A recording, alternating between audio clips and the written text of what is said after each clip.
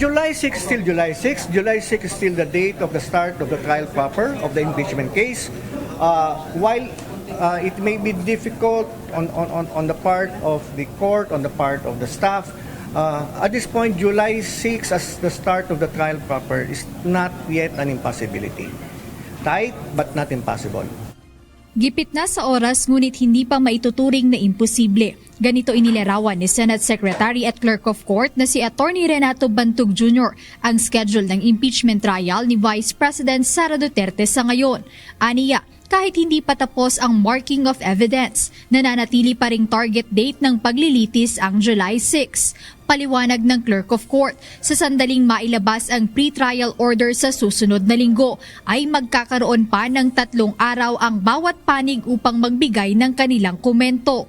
Supposing that we end tomorrow, what may happen is that we may not be able to release the pre-trial order by tomorrow.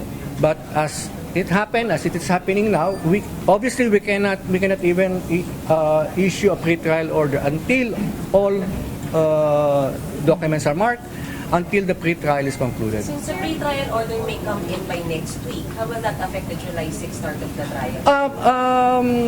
If you are to base it on a simple count of calendar days, it's still possible.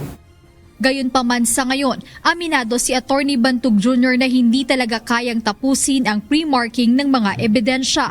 Ngunit sinusubukan nila itong matapos hanggang bukas, kaya nagdagdag na sila ng tao para rito. That's almost certain that we cannot end the marking today. We'll try our best to have it done by tomorrow. But the pace today compared to the previous days was a bit faster. Because we added one more team for the marking. Samantala, ipinauubaya na ng Clerk of Court sa Senate Impeachment Court ang desisyon sa manifestation ng House Prosecution Panel kaugnay ng paghiling sa pagbubukas ng kahon na naglalaman ng tax records ng Vice Presidente at asawa nitong si Attorney Man Scarpio. Binigyang diin ni Attorney Bantug Jr. na tanging ang impeachment court lamang ang maaaring magdesisyon kung papayagan itong buksan para mamarkahan sa pre-trial conference. The present status is that we have a box that is sealed, its contents unknown.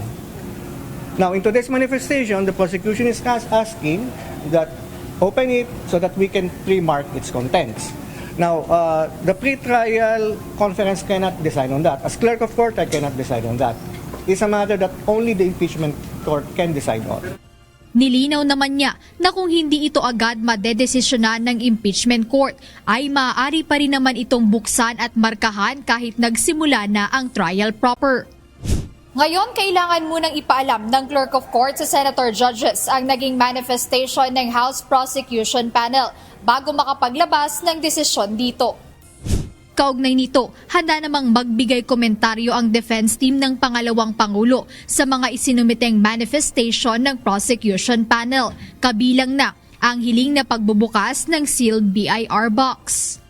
Natanggap lang namin kaninang umaga, hindi ko pa namin nababasa ng talagang malaliman dahil as you know, we were in the marking. No? But masabi ko lang is we will respond. No? We will formally respond to the manifestation. Jedne Resina, UNTV News and Rescue. Diyos ang aming sandigan, serbisyo publiko ang aming pinahahalagahan.